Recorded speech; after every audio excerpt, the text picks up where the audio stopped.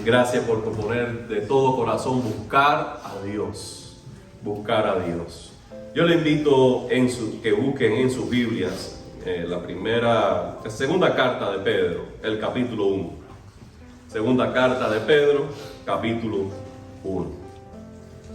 En la serie Hábitos de Poder, hemos subrayado la importancia de 3 hábitos hasta el presente.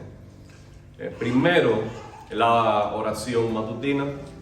Segundo, la meditación bíblica. Tercero, la semana pasada, la comunidad bíblica. Hoy y el domingo quisiera que pensáramos en la vida en misión. Cada uno de estos son prácticas que debemos nosotros desarrollar.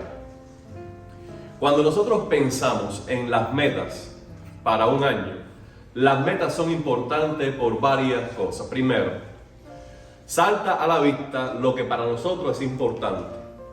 Segundo, nos ayuda a enfocarnos en aquello que queremos crecer. Tercero, nos ayuda a hacer los ajustes necesarios en el camino a fin de llegar a esas metas deseables. Cuarto, también estimula el ánimo del progreso al ver que te vas acercando a esas metas y te da la oportunidad de celebración. Quinto, tener meta también te permite la evaluación del cumplimiento o no de lo que te has propuesto. Así que tener meta es importante.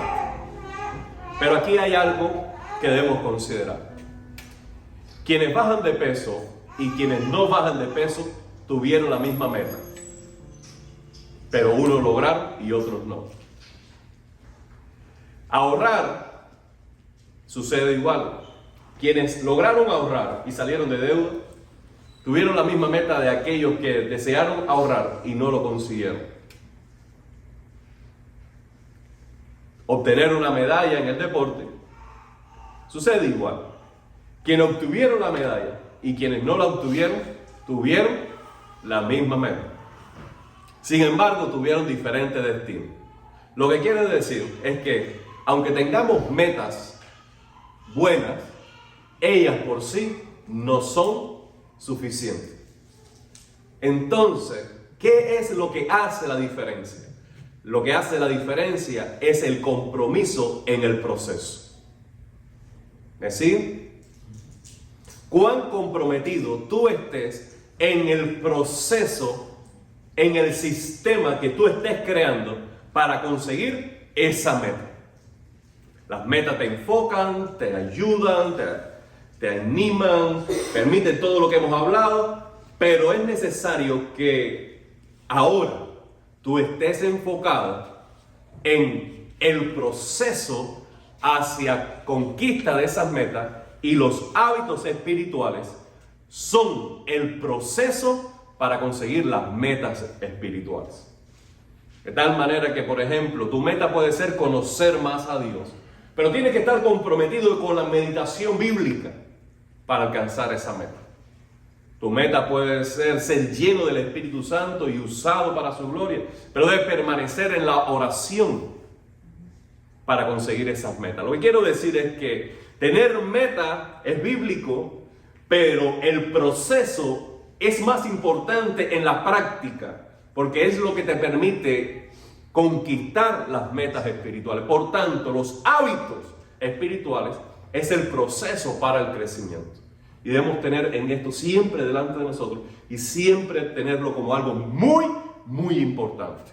Para conquistar estos hábitos espirituales, nosotros hemos hablado de varias cosas.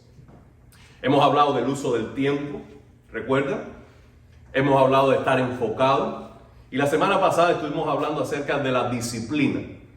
De que hay que correr para ganar, para correr hay que entrenarse, y que para entrenarse hay que disciplinarse.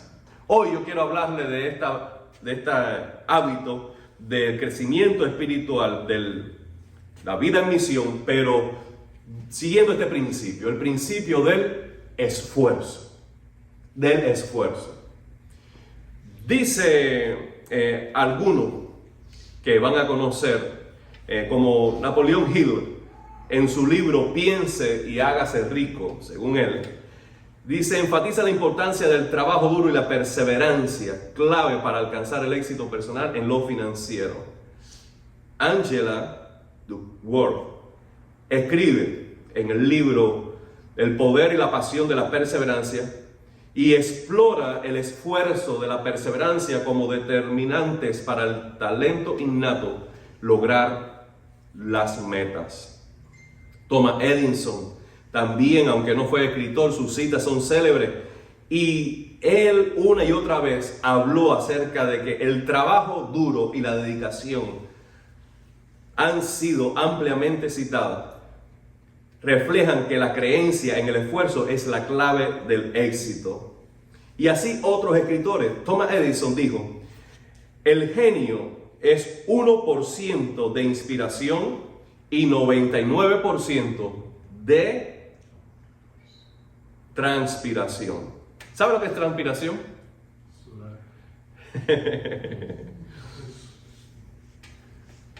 Mandela, algunos de ustedes lo conocen. Nada hay como regresar a un lugar que no ha cambiado para descubrir que el que has cambiado eres tú. Es decir, que el esfuerzo vale la pena aun cuando las circunstancias no cambian, porque tú eres transformado en el proceso. Colin Powell dijo, el esfuerzo y la persistencia conquistarán todas las dificultades.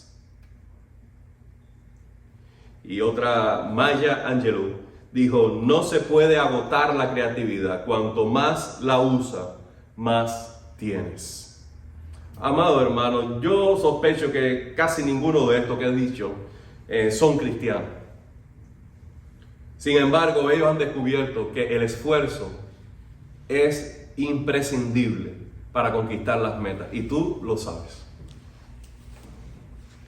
Cuando nosotros decidimos esforzarnos en conquistar una meta como la cima de un Everest, nosotros damos lugar al desarrollo personal.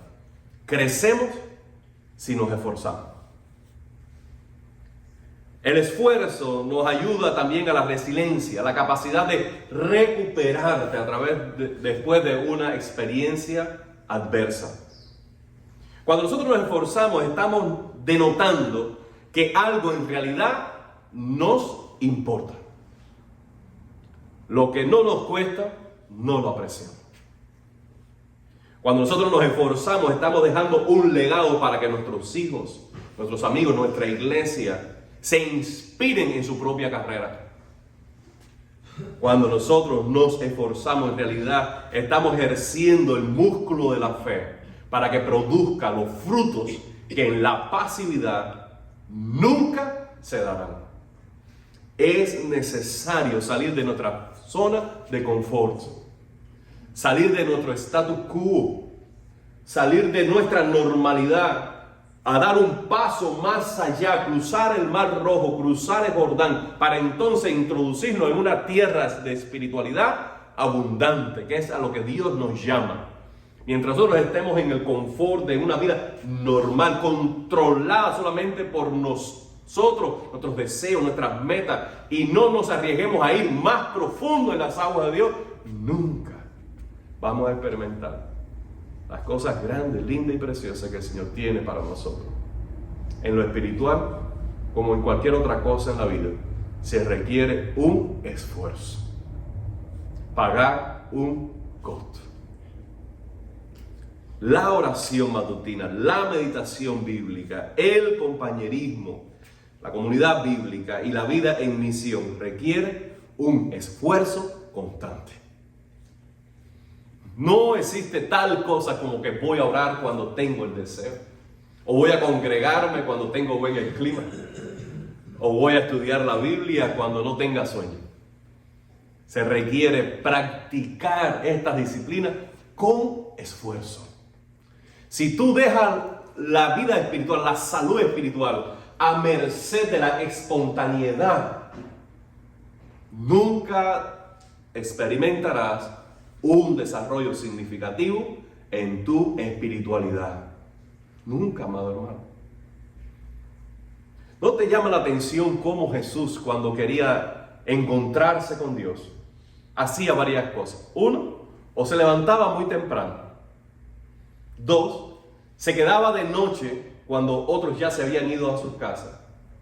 3, o subía a una montaña para estar allí solo. ¿Por qué? Porque él veía lo importante de buscar a Dios con determinación, sin distracciones, porque en eso le iba la vida presente y el propósito de vivir. ¿Usted imagina a Jesús subiendo la montaña, el monte de la Transfiguración, por ejemplo? O en Getsemaní se dice que también estaba un poquito más alto, subiendo porque iba a orar allá. Si no hubiese una determinación a permanecer allí en oración, 1, el camino era más largo que el tiempo que dedicaba allí. 2, tenía tiempo suficiente para regresar porque había desistido de la idea de seguir subiendo la montaña. Pero su propósito de tener una experiencia con su Padre era tan determinante, tan importante para él, que él buscaba ese tiempo con esfuerzo. Sí, amado hermano, esfuerzo es requerido para que nosotros podamos ver a Dios obrar de manera extraordinaria en nosotros y a través de nosotros. Sin Él no pasará nada nuevo en el 2025. ¿Estás dispuesto a eso? ¿Estás dispuesto a esforzarte para crecer en los hábitos espirituales? ¿Estás dispuesto a hacerlo? Dice segunda carta de Pedro, capítulo 1, versículos 3 al 11. Su divino poder, al darnos el conocimiento de aquel que nos llamó por su propia gloria y excelencia, nos ha concedido todas las cosas que necesitamos para vivir con devoción. Así Dios nos ha entregado sus preciosas y magníficas promesas para que ustedes, luego de escapar de la corrupción que hay en el mundo debido a los malos deseos, lleguen a tener parte de la naturaleza divina. Precisamente por eso, esfuércense, subrayen allí, por añadir a su fe virtud, a la virtud conocimiento, al conocimiento dominio propio, al dominio propio constancia, a la constancia devoción a Dios, a la devoción a Dios afecto fraternal, al afecto fraternal amor. Porque estas cualidades, si abundan en ustedes, los harán crecer en el conocimiento de nuestro Señor Jesucristo y evitarán que sean inútiles e improductivos. En cambio, el que no las tiene es tan corto de vista que ya ni ve y se olvida de que ha sido purificado de sus antiguos pecados. Por lo tanto, hermanos, subrayen, esfuércense más todavía por asegurarse del llamado de Dios, que fue quien los eligió. Si hacen estas cosas, no caerán jamás, y se les abrirá de par en par las puertas del reino eterno de nuestro Señor y Salvador, Jesucristo. Este es un texto clave del crecimiento espiritual, que es lo que deseamos. La primera verdad que quiero compartir con ustedes es la siguiente. ¿Preparados? Dios nos ha dado ya todas las cosas que necesitamos para vivir una vida con devoción. Ya nos ha dado todas las cosas. ¿Qué ha hecho Dios de antemano para que en este punto del 2025 como cristianos ya tengamos del cielo todas las garantías para nuestro crecimiento? Mira lo que ha hecho Dios. Primero, Dios es poderoso para darnos todo lo que necesitamos para una vida con devoción, y lo hace primero mediante el conocimiento de Él. Cuando nosotros lo conocemos a Él, lo conocemos primero porque Él nos llama a la salvación. ¿Cómo Dios nos llama? Dios nos llama a través del mensaje del Evangelio. Nosotros estamos sin Dios, quebrantando su ley y perdidos en nuestros caminos. Y lo que había delante de nosotros simplemente es una expectativa de juicio Y cuando pensamos en Dios, pensamos con temor de Él y con vergüenza de Él, porque nuestros pecados nos acusan de que no estamos en paz con Él. Ahora, cuando Dios nos llama, nos está diciendo: tú estás perdido por tus pecados, tú estás condenado por haber quebrantado mi ley, pero yo he enviado un Salvador, mi Hijo Jesucristo. Él cumplió la ley que tú no podías cumplir para morir por ti en la cruz. Y con su sangre pagó el precio de tu condenación, de tu juicio, de tu liberación, y resucitó para darte garantías de que si pones tu confianza en Él, eres perdonado, porque Él tomó tu lugar. Cuando tú escuchas esto, Él te llama de la siguiente manera: pon tu fe y tu confianza en Jesucristo para tener paz con Dios, y no en religión, y no en sacrificio, y no en buenas obras, y no en nada que tú puedas hacer con tu esfuerzo. Y lo segundo que Él pide es que nos arrepintamos de todo corazón de nuestros pecados. Cuando nosotros escuchamos esa voz de Dios, cuando escuchamos ese mensaje y somos persuadidos por el Espíritu a poner nuestra fe y confianza en Cristo, en ese momento nosotros le conocemos a Él no como simplemente Dios, sino ahora como Padre, y experimentamos un nuevo nacimiento. Él nos llama a la salvación para su gloria. Lo hace por gracia para su gloria. Él entonces nos da magníficas promesas. Y la promesa más extraordinaria que tenemos es esta: que al poner nuestra fe en Cristo, nosotros nacemos de nuevo, somos hijos de Dios, y entonces tenemos en nuestra alma la naturaleza divina. El Espíritu Santo viene a obrar, a vivir, a morar en nuestro corazón y a trabajar en nuestro corazón para entonces hacernos más semejantes a nuestro Padre Celestial. Pero tenemos ya el ADN espiritual. Nacemos de Dios, nacemos de nuevo, somos sus hijos, portamos ahora la semilla de su imagen que comienza a ser restaurada y va progresando hasta ser más y más cada día como nuestro Padre en el cielo. Esta es la promesa extraordinaria que Pedro dice: maravillosa, magnífica, extraordinaria promesa. Somos hijos de Dios, somos de Dios. Ahora podemos tener todo lo necesario para vivir con devoción. Lo segundo que quiero compartir con ustedes entonces es que queda en nuestra responsabilidad responder al trato divino. Queda entonces de nuestra parte el esfuerzo necesario para trabajar en nuestra salvación. Pablo, por su parte, lo dice de esa manera: porque Dios es quien produce en nosotros tanto el querer como el hacer por su buena voluntad. Pero él dice en ese mismo pasaje que debemos cuidar nuestra salvación con temor y temblor. Es decir, que Dios está produciendo en nosotros querer, deseos espirituales, y también nos faculta, nos asiste para que esos deseos no sean simplemente anhelos, sino que se conviertan en realidades de una vida práctica cristiana.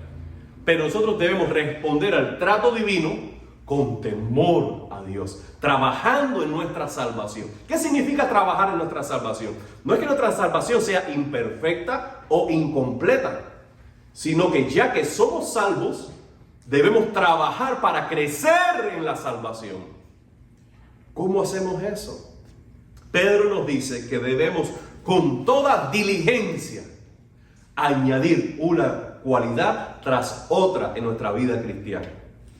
Él menciona fe, virtud, conocimiento, dominio propio, constancia, devoción, afecto fraternal y amor. No creo que realmente la lista esté exhaustiva y que estas sean solamente las cosas que deberíamos añadir a nuestra vida, sino que le está mencionando algunas y variadas y una lista un poquito extensa para decirnos: amado hermano, en esto debemos ocuparnos. Hay trabajo por hacer. Debemos crecer en nuestro carácter. Tenemos cosas en las cuales trabajar. Y interesante, él dice que debemos añadir fe. Dice la palabra del Señor en Romanos, el propio Pablo dice que la fe viene por el oír y el oír la palabra de Dios. Es decir, que Dios nos da su palabra y la palabra por su espíritu tiene la facultad de despertar en nosotros fe para salvación y para santificación. Pero es nuestra responsabilidad ejercer en última instancia la fe. Porque la confianza es un acto de la voluntad. Y Pedro lo está dejando bien claro. Pedro está diciendo, debes añadirla. Debes añadirla. Fíjense si la fe es una responsabilidad nuestra, ya como creyentes, que también Jesús le dijo a sus discípulos una y otra vez, hombres de poca fe, ¿por qué dudaste? ¿Por qué no creíste? Porque es responsabilidad de los discípulos ejercer fe en Cristo, en sus enseñanzas, en su carácter, en sus promesas. Por eso la incredulidad es pecado. Porque cuando hay ausencia de fe, lo que queda de cosa es la incredulidad, porque no ejercemos fe, entonces somos responsables de nuestra incredulidad. Amados hermanos, las pruebas vienen una y otra vez a nuestra vida. La escasez, las discusiones, las dudas, las enfermedades, las tribulaciones. Y uno en cada circunstancia debe ejercer la fe en Dios y decidir creerle a Dios. Porque el enemigo a través de las circunstancias siempre va a tentarte en la firmeza de tu confianza en Él. Tú debes añadir fe y añadir fe. Virtud. Dice Pablo que nosotros debemos concentrarnos en pensar en todo lo que es bueno. En todo lo que tiene buen nombre. Si hay virtud alguna. Y después dice, en esto, pensar. Amado hermano, todo lo que sea bueno. Todo lo que sea bueno, todo lo que merezca un elogio. Todo aquello que sea gentil, amable. Todo aquello que embellezca el carácter. Eso también debemos añadirlo. Dice conocimiento. En esta generación en la que no nos gusta tanto leer, debemos rescatar la lectura como un hábito periódico, de al menos una vez o dos veces a la semana, dedicarnos a leer un devocional, un libro que además de la Biblia, que ese sí la debemos leer diario, debe enriquecernos. Hay un conocimiento muy vasto en la cristiandad de muchos pastores, muchos escritores, que nos han dejado un legado de fe a través de los años, que debemos beber de ello para crecer en el conocimiento. Es cierto que el conocimiento envanece, el amor edifica, está bien, pero no hay forma de crecer sin conocimiento bíblico. El conocimiento no es igual a madurez espiritual. Pero no hay madurez espiritual sin conocimiento bíblico. Debemos añadir conocimiento, hermano. Dominio propio. El dominio propio es la capacidad que nosotros tenemos de someter nuestra propia voluntad al propósito de Dios. Nuestros propios pensamientos sujetos a Jesucristo. Nuestras propias metas rindiéndolo a Él. Dominio propio. El fruto del Espíritu es dominio propio. Proverbio ya leíamos la semana pasada. Mejor es el que se conquista a sí mismo que el que toma una ciudad. Hay mayor proeza en sujetar tu carácter y dominar tu carácter bajo la autoridad de Dios que conquistar cualquier meta en tu vida. Porque el propio Jesús dijo, ¿de qué nos vale ganar el mundo entero si al final estamos perdidos en el alma? Constancia. Es la paciencia, la perseverancia, la tenacidad de soportar un peso y seguir avanzando. Y seguir avanzando. Dice Santiago capítulo 1 que si nosotros somos inconstantes en nuestra oración, no pensemos que vamos a recibir cosa alguna del Señor. Porque algunos pueden ser como la ola del mar que viene. Tú verás que ahora sí hay avivamiento. Y vienes, oración, lectura de la Biblia, campamento, viaje, misionero. Cuando nosotros estamos así, dice Santiago capítulo 4, oh almas adúlteras.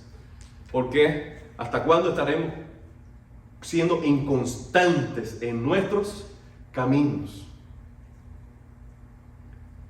El propio pueblo de Israel se le dijo, Josué, decidan ya a quién van a servir. Si a Jehová, nuestro Dios, o a los dioses de Baal. ¿Por qué? Porque sus corazones siempre estaban divididos, inconstantes. Dios los liberaba, Dios mostraba su gloria, Dios le daba provisión y entonces adoraban a Jehová. Y después se desanimaban y buscaban cualquier otro ídolo y le daban la espalda. Y Josué, ya cansado, dijo, ¿hasta cuándo van a estar divididos en sus pensamientos? Decidan ya a quién van a servir. Dice, pero yo y mi casa serviremos a Jehová. Amado hermano, tú quieres crecer, decide ya esa oración. Tú quieres dar fruto, decide ya esa lectura de la Biblia. Tú quieres ver a Dios obrando a través de ti, decide ya testificar. No quedemos en ese punto de indecisión. Lo digo o no lo digo, lo hago o no lo hago, lo decido o no lo... No, decide ya. Sé constante. Dice devoción a Dios, afecto fraternal, amor. Como lo dice Pedro, es lo siguiente, es una escalera donde la siguiente es un progreso que descansa en la anterior. Aquí aparte atrás de la iglesia tenemos una escalera. Cada paso te acerca a la meta y cada paso está descansando en todos los anteriores que se han recorrido. Tú no llegas al segundo nivel con un escalón, pero tú subes de uno en uno. Lo que está diciendo Pedro es esto: fe. Ahora que tienes fe, usa la fe para añadir virtud. Ahora que tienes fe y virtud, ayuda a esto teniendo conocimiento.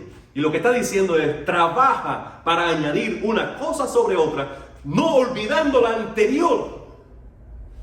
Porque juntas, trabajando en esto, es que vas a crecer espiritualmente.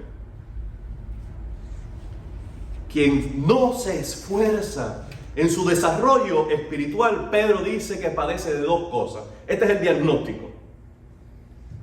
Mira, Luciano, el primer diagnóstico es que están ciegos. ¿Por qué Pedro dice eso? Amados hermanos, porque no están viendo su propia necesidad. No están viendo que lo más importante antes de hacer algo para Dios es ser alguien para Dios.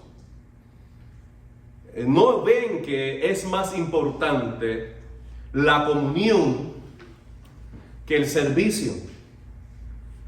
No ven que es más importante el cultivo de un carácter que el más grande sacrificio. Hay mucha ceguera espiritual para aquellos que quieren conquistar muchas cosas y no trabajan en sí mismos, en su devoción. Y lo segundo dice que padecen del segundo diagnóstico es este: amnesia espiritual. Han olvidado la purificación de sus antiguos pecados. ¿Por qué Pedro dice eso, Maite?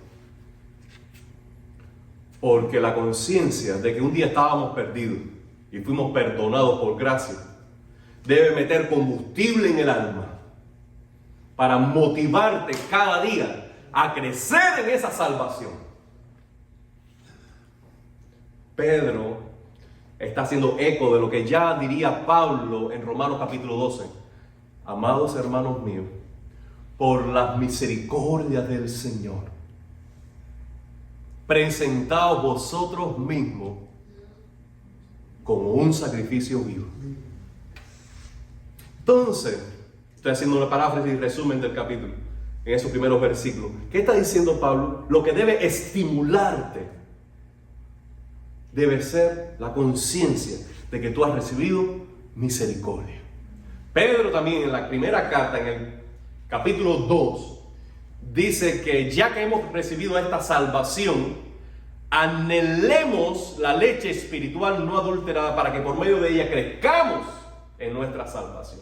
Es decir, que este es el testimonio de los apóstoles. Nosotros tenemos que tener siempre presente que fuimos perdonados y reconciliados por Dios por pura gracia. El costo, el sacrificio lo pagó Cristo. Él pagó con su propia sangre el sacrificio para nuestro perdón. Habiendo recibido tanto amor, habiendo recibido tanta misericordia, habiendo sido perdonado gratuitamente, no tenemos nada que pagar, pero sí mucho que agradecer. Y parte del agradecimiento a Dios es nuestro progreso de lo que Él hizo en nosotros. ¿Valió la pena? ¿Tú te imaginas cómo se sentiría un padre? Un día un padre decide pagarle a Emanuel una carrera. Quiere que sea ingeniero eléctrico. Pasa un año, pasa 2 años, no importa, hijo, yo trabajo, tú estudias. Y paga, y paga, y paga. Llega la graduación. ¿Y qué hace Emanuel con el título? El título coge y lo pone en la sala, para que cuando el padre llegue y dice, mire, allí está el título. ¿Y tú qué vas a hacer ahora, hijo? ¿Vas a hacer tu propio negocio? ¿Vas a buscar con trabajo? No. Yo voy a dedicarme a... ¿Cómo tú crees que se sentiría ese padre? Después de haber hecho tanto sacrificio al pasar los años, de haber pagado y haber dado estudios gratuitos para su hijo, que al final el hijo se siente y no lo ponga en la práctica y no desarrolle lo que ha recibido. ¿Cómo se sentiría? Amado hermano, nosotros hemos sido salvados por gracia. Un gran costo ha sido pagado para nuestro perdón y misericordia. Dios espera realmente que su trabajo en nosotros, su siembra en nosotros, dé frutos de agradecimiento a Él. Por tanto, quien no se ocupa de crecer espiritualmente, ha olvidado y está recibiendo las cosas que hoy tiene en Cristo como así son las cosas, así deberían ser. Es amnesia, hermano, de que un día estuvimos perdidos y hoy hemos sido encontrados. Amén. Un día éramos enemigos y hoy somos llamados hijos. Un día teníamos deuda, ahora somos herederos. Un día éramos llamados ajenos al pacto, a las promesas, gentiles, publicanos, pero hoy somos pueblo santo. Gracias. Amado hermano, debes tener esto combustible para nuestro corazón. Ahora, estos son los que no se ocupan en el desarrollo espiritual. Pero ¿qué tal aquellos que sí responden con un sí y un amén? A decir, ¿sabes qué? Voy a dedicarme a crecer en mi espiritualidad. Cuando nosotros nos ocupamos en añadir estas cualidades en nuestra vida, dice Pedro que esto nos hará crecer. Ok, ahora ese crecimiento va a permitir entonces el dar frutos. ¿Lo ves allí? Dice el versículo ahí, porque estas cualidades, si abundan en ustedes, los hará crecer en el conocimiento de nuestro Señor Jesucristo y evitarán que sean inútiles e improductivos. Así que antes de poder dar frutos en nuestro carácter, frutos en nuestro servicio, antes de ser productivos en el reino, tiene que haber un desarrollo y un crecimiento de nuestra espiritualidad personal. Esto precede a aquello. Amado hermano, si nosotros llegamos al patio de nuestra casa y tenemos, como dicen los puertorriqueños, un palo de limón, y vemos que los limones están saliendo y se malogran, nosotros pudiéramos decir, los limones están malos. ¿Y qué hacemos? Empezamos a cortar los limones y voy a esperar si la próxima aparición sale mejor. ¿Y qué pasa con la próxima? Lo más seguro es que vuelva a salir malo. En casa de Evi hay una mata de anón. Cuando yo vi que estaban sembrando la mata de anón, independiente al contexto, yo dije, esa va a ser como la mata del Justin de chirimoya. Qué rico, voy a comer chirimoya. Chirimoya, ¿tienen chirimoya en tu patio, tú sabes? Yo voy a comer chirimoya, voy a comer anón. De pronto yo veo una noche, estamos saliendo de la casa y yo veo algo extraño en las hojas, ¿no es, David? Algo blancuzo sobre las hojas de la mata. Y ay, madre, ¿qué le cayó a esta mata? Así fue que de anón, 1 o 2, si acaso en el año, y no sé la calidad. Amado hermano, el problema no está en el anón. ¿Dónde está el problema? La mata. Y no en las hojas, porque tú puedes decir, estas hojas, corta todas las hojas.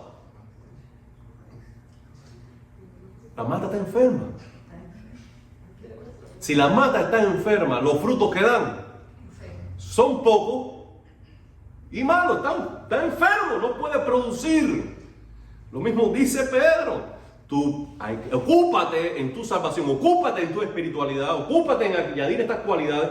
Tú vas a crecer y cuando tú creces, entonces lo que tú hagas será productivo.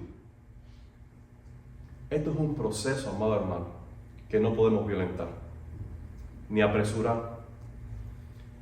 Un día yo estaba sentado en un sillón en una casa que rentaba el seminario para que nosotros hospedáramos en la ciudad de Santa Clara. Aquí quedaba una ventana y la puerta estaba abierta y yo leía sobre mis pies un libro acerca de Jesús. Y hubo algo que no me gustó. El autor dijo, Jesús vivió 30 años sin hacer un milagro. Por tanto, en la vida cristiana hay que esperar para después producir. Yo dije, no, yo tengo 19 años, estoy en el seminario y estoy listo para producir. ¿Tú conoces ese corazón? ¿Tú te acuerdas todavía de ese corazón adolescente? ¿Tú te acuerdas de esos años de juventud? ¿Cuánta pasión, cuánto fuego, los años me han demostrado que esa es una verdad? Tú tienes que seguir creciendo. Tú tienes que seguir ocupándote en tu salvación, en tu carácter, en tu crecimiento. No apresurarte.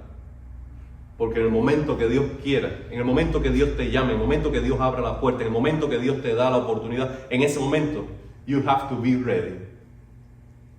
Tú tienes que estar listo para ese momento, porque cuando Dios te dé ese momento, cuando Dios te dé esa oportunidad, no es el momento de decirte, déjame cogerte el librito, déjame matricularme. No, en ese momento, ya es el momento de producir fruto.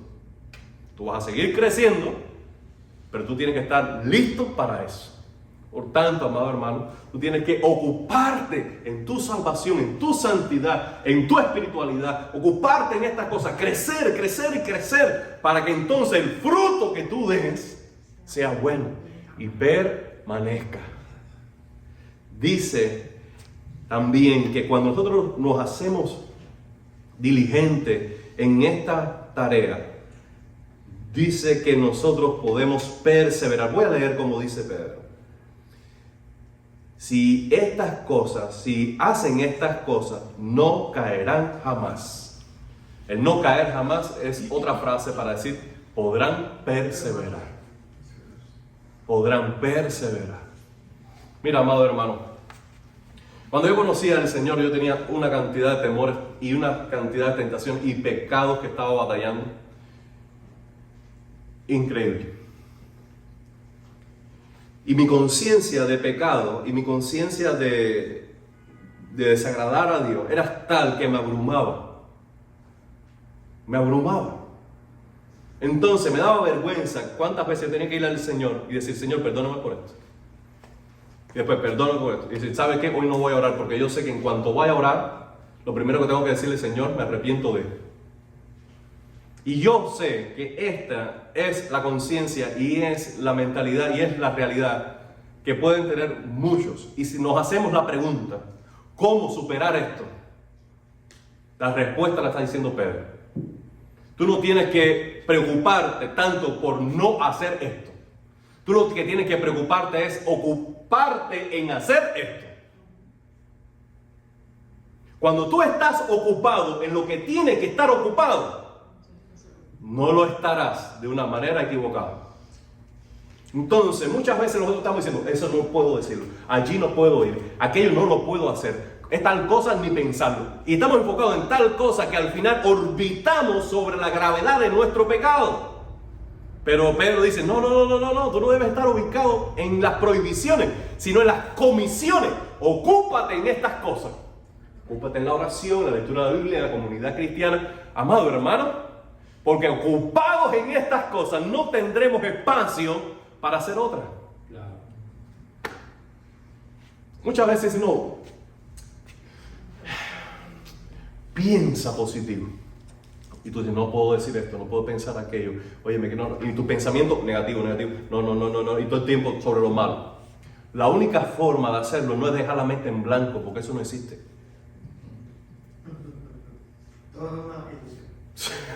Simplemente es renovar la mente, es sustituir en qué se ocupa tu mente. Si tú estás ocupado en preocupaciones, estás ocupado en enfermedad, estás ocupado en necesidad, estás ocupado en... Amado hermano, tú vas a ir... You are going to be down. Tú vas a ir hacia abajo. Pero si tú estás ocupando tu pensamiento en las promesas de Dios, en las obras de Dios, en los testimonios de Dios, en la memorización bíblica, en la alabanza, en la oración, en la intercesión por alguien, en el agradecimiento por algo, cuando estás ocupado en esas cosas, tú vas a ir hacia arriba. Tú vas a ir tomando un paso, otro paso en la escalera del crecimiento espiritual. Por tanto, tú no vas a caer. Es la manera en que Dios guarda tu salvación, impartiendo poder a través de los hábitos espirituales.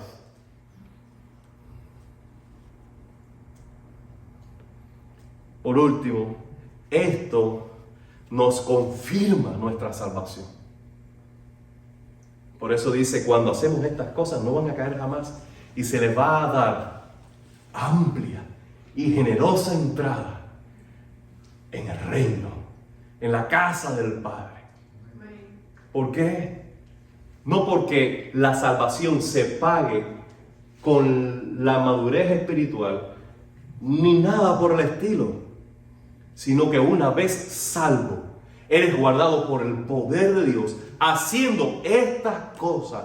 Y esto está confirmando y desarrollando tu salvación y la redención plena de tu vida. Amado hermano, si buscas una señal en alguien, en ti, al menos en ti, de que si eres auténtico cristiano, debe ser esta: tu corazón ha sido renovado.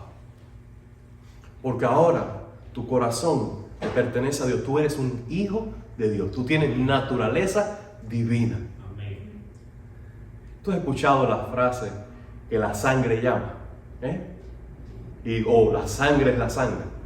O tú no has visto a alguien que no conoce a sus ancestros y tú dices, óyeme, pero este muchacho o esta muchacha no conoció a su abuelo, pero ¿de dónde salió esa frase? ¿De dónde? Allí está. El código de información en su ADN está allí heredado. Pues lo mismo sucede con el ADN y la naturaleza divina. Nosotros ahora tenemos el ADN espiritual de Dios. Y ahora, amado hermano, nuestro corazón nos va a tender, va a inclinarse a buscar a Dios, a agradar a Dios, a crecer hacia Dios, a dar frutos para Dios. Esto es lo que va a dar una autenticidad de tu conversión y de tu salvación. Entonces nos ocuparemos de estas cosas. Esto es lo que tenía para compartir contigo en el día de hoy. Dios ya nos ha dado todas las cosas para nuestro crecimiento espiritual. Ahora respondamos al trabajo de Dios con agradecimiento y sobre todo esfuerzo. Vamos a esforzarnos. Vamos a esforzarnos en este año con toda diligencia a añadir una cosa y otra y otra. Ocuparnos en nuestra salvación para que entonces podamos crecer y al crecer nuestro fruto sea saludable y nuestro crecimiento sea de provecho para mucha gente. Vamos a orar. Padre, gracias por esta noche. Gracias porque tú eres nuestro ayudador. Tuya es la gloria, Señor. Gracias. Quiero agradecerte, Señor, por quienes vinieron temprano y nos sirvieron limpiando, Señor. Gracias, Señor, por Luciano. Gracias por mis padres, por Richard. Gracias, Señor, por Emanuel, por Justin.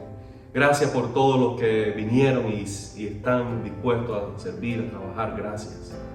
Te quiero agradecer por el resto de mis hermanos, porque se movieron, asistieron, llegaron y dispusieron el corazón para la oración y la palabra. Gracias, te alabo por mis hermanos. Te bendigo también por aquellos que quedaron en casa. Te rogamos que la paz tuya les llegue a ellos y esta palabra también les llegue a ellos y puedan ser estimulados como nosotros hoy. En el nombre de Jesús. Amén. Amén.